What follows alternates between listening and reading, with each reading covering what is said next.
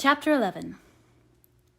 The time now approached for Lady Russell's return. The day was even fixed, and Anne, being engaged to join her as soon as she was resettled, was looking forward to an early removal to Kellynch, and beginning to think how her own comfort was likely to be affected by it. It would place her in the same village with Captain Wentworth, within half a mile of him. They would have to frequent the same church, and there must be intercourse between the two families. This was against her, but on the other hand, he spent so much of his time at Uppercross that in removing thence she might be considered rather as leaving him behind than as going towards him, and upon the whole she believed she must, on this interesting question, be the gainer almost as certainly as in her change of domestic society in leaving poor Mary for Lady Russell. She wished it might be possible for her to avoid ever seeing Captain Wentworth at the Hall. Those rooms had witnessed former meetings which would be brought too painfully before her, but she was yet more anxious for the possibility of Lady Russell and Captain Wentworth never meeting anywhere. They did not like each other, and no renewal of acquaintance now could do any good, and were Lady Russell to see them together, she might think that he had too much self-possession and she too little. These points formed her chief solicitude in anticipating her removal from Uppercross, where she felt she had been stationed quite long enough. Her usefulness to little Charles would always give some sweetness to the memory of her 2 months' visit there, but he was gaining strength apace, and she had nothing else to stay for. The conclusion of her visit, however, was diversified in a way which she had not at all imagined. Captain Wentworth, after being unseen and unheard of at Uppercross for 2 whole days, appeared again among them to justify himself by a relation of what had kept him away. A letter from his friend, Captain Harville, having found him out at last, had brought intelligence of Captain Harville's being settled with his family at Lyme for the winter, of their being therefore quite unknowingly within 20 miles of each other.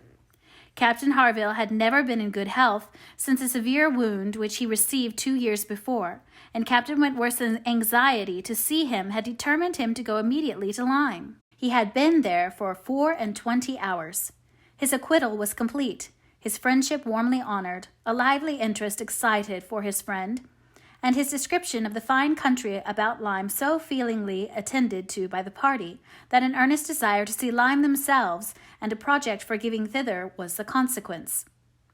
The young people were all wild to see Lyme. Captain Wentworth talked of going there again himself. It was only 17 miles from Uppercross, though November the weather was by no means bad, and in short, Louisa, who was the most eager of the eager, having formed the resolution to go, and besides the pleasure of doing as she liked, being now armed with the idea of merit in maintaining her own way, bore down all the wishes of her father and mother for putting it off till summer, and to Lyme they were to go. Charles, Mary, Anne, Henrietta, Louisa, and Captain Wentworth.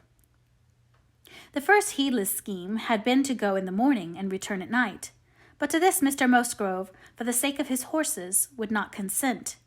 And when it came to be rationally considered, a day in the middle of November would not leave much time for seeing a new place, after deducting 7 hours, as the nature of the country required, for going and returning.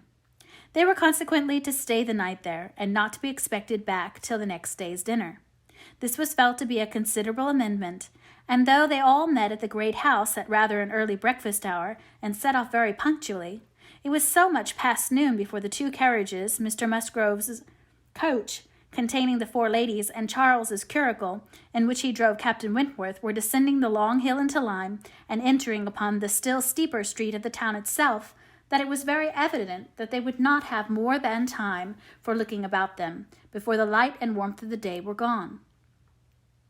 After securing accommodations and ordering a dinner at one of the inns, the next thing to be done was unquestionably to walk directly down to the sea. They were come too late in the year for any amusement or variety which Lyme, as a public place, might offer. The rooms were shut up, the lodgers almost all gone, scarcely any family but of the residents left. And, as there is nothing to admire in the buildings themselves, the remarkable situation of the town, the principal street almost hurrying into the water, the walk to the Cobb, skirting round the pleasant little bay, which in the season is animated with bathing machines and company, the Cobb itself, its old wonders and new improvements, with the very beautiful line of cliffs stretching out to the east of the town, are what the stranger's eye will seek. and a very strange stranger it must be, who does not see charms in the immediate environs of Lyme to make him wish to know it better.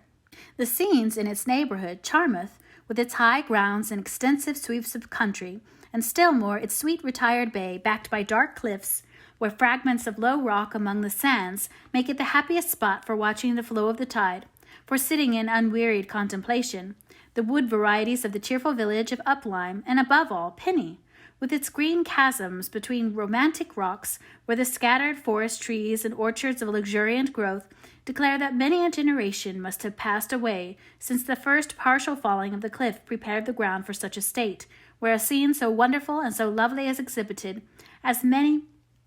more than equal any of the resembling scenes of the far-famed Isle of Wight. These places must be visited, and visited again, to make the worth of Lyme understood.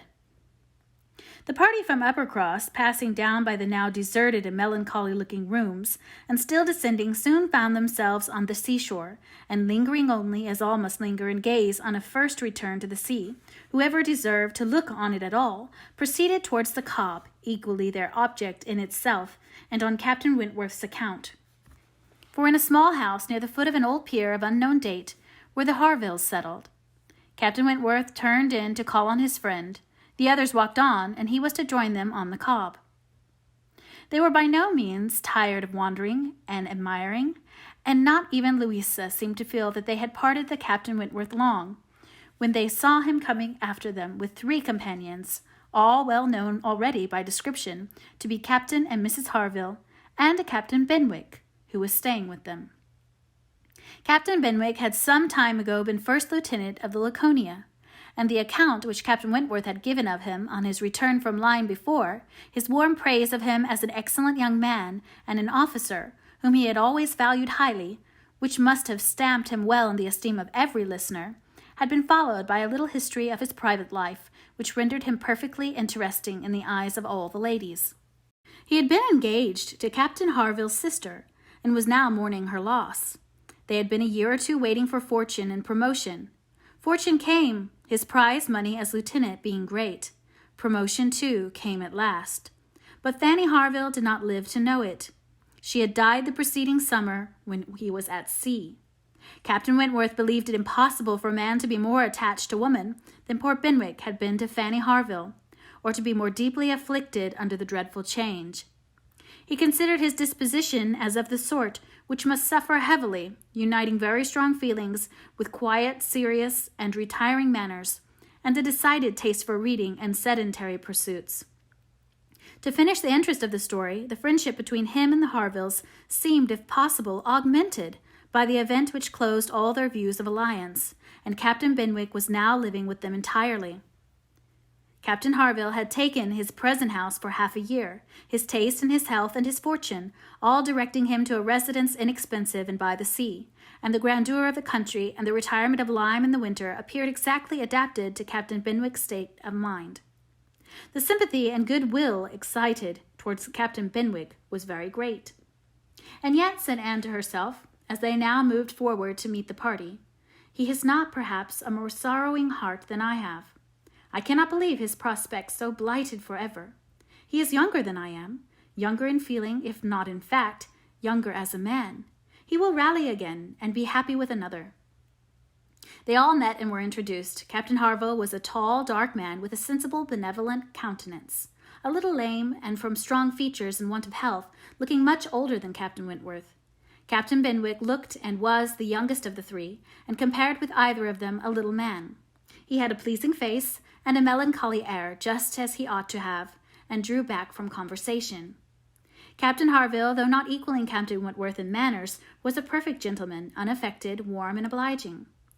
Mrs. Harville, a degree less polished than her husband, seemed, however, to have the same good feelings, and nothing could be more pleasant than their desire of considering the whole party as friends of their own, because the friends of Captain Wentworth were more kindly hospitable than their entreaties for their all promising to dine with them.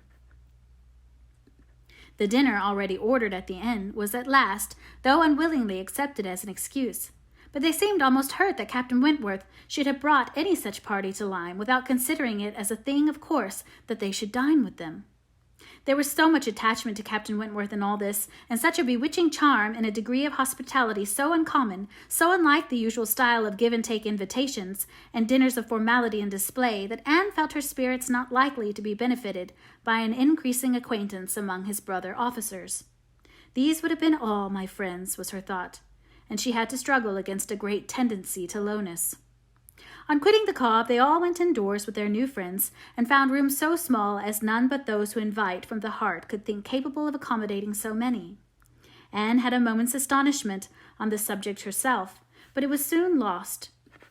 in the pleasanter feelings which sprang from the sight of all the ingenious contrivances and nice arrangements of Captain Harville, to turn the actual space to the best account, to supply the deficiency of lodging-house furniture, and defend the windows and doors against the winter storms to be expected. The varieties in the fitting room of the rooms were the common necessaries provided by the owner, and the common indifferent plight were contrasted with some few articles of a rare species of wood, excellently worked up, and with something curious and valuable from all the distant countries Captain Harville had visited, were more than amusing to Anne, connected as it all was with his profession, the fruit of his labors, the effect of its influence on his habits, the picture of repose and domestic happiness it presented, made it to her a something more or less than gratification. Captain Harville was no reader, but he had contrived excellent accommodations and fashioned very pretty shelves for a tolerable collection of well-bound volumes, the property of Captain Benwick. His lameness prevented him from taking much exercise, but a mind of usefulness and ingenuity seemed to furnish him with constant employment within. He drew, he varnished, he carpentered, he glued, he made toys for the children, he fashioned new netting needles and pens with improvements, and if everything else was done, sat down to his large fishing net at one corner of the room.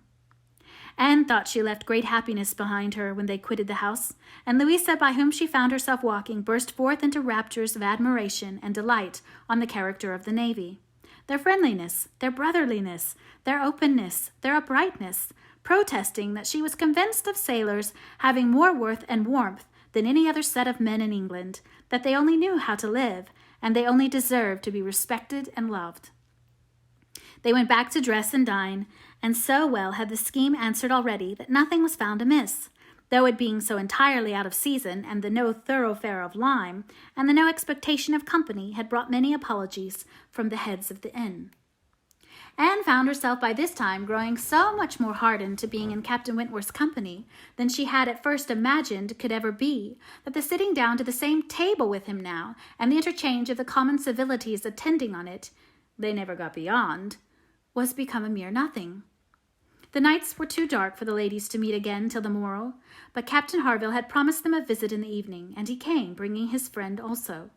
which was more than had been expected, it having been agreed that Captain Benwick had all the appearance of being oppressed by the presence of so many strangers. He ventured among them again, however, though his spirit certainly did not fit for the mirth of the party in general.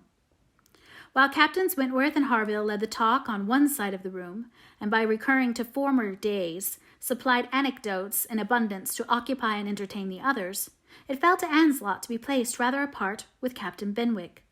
and a very good impulse of her nature obliged her to begin an acquaintance with him. He was shy and disposed to abstraction, but the engaging mildness of her countenance and gentleness of her manners soon had their effect, and Anne was well repaid the first trouble of exertion. He was evidently a young man of considerable taste in reading, though principally in poetry, and besides the persuasion of having given him at least an evening's indulgence in the discussion of subjects, which his usual companions had probably no concern in, she had the hope of being of real use to him in some suggestions as to the duty and benefit of struggling against affliction, which had naturally grown out of their conversation. For though shy, he did not seem reserved.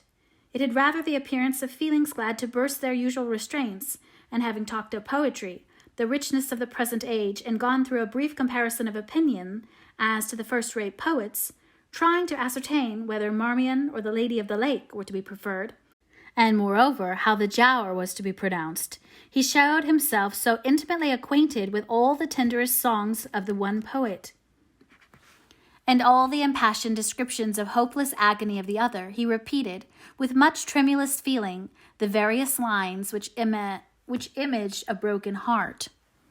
or a mind destroyed by wretchedness, and looked so entirely as if he meant to be understood that she ventured to hope he did not always read only poetry, and to say that she thought it was the misfortune of poetry to be seldom safely enjoyed by those who enjoyed it completely, and that the strong feelings which alone could estimate it truly were the very feelings which ought to taste it but sparingly.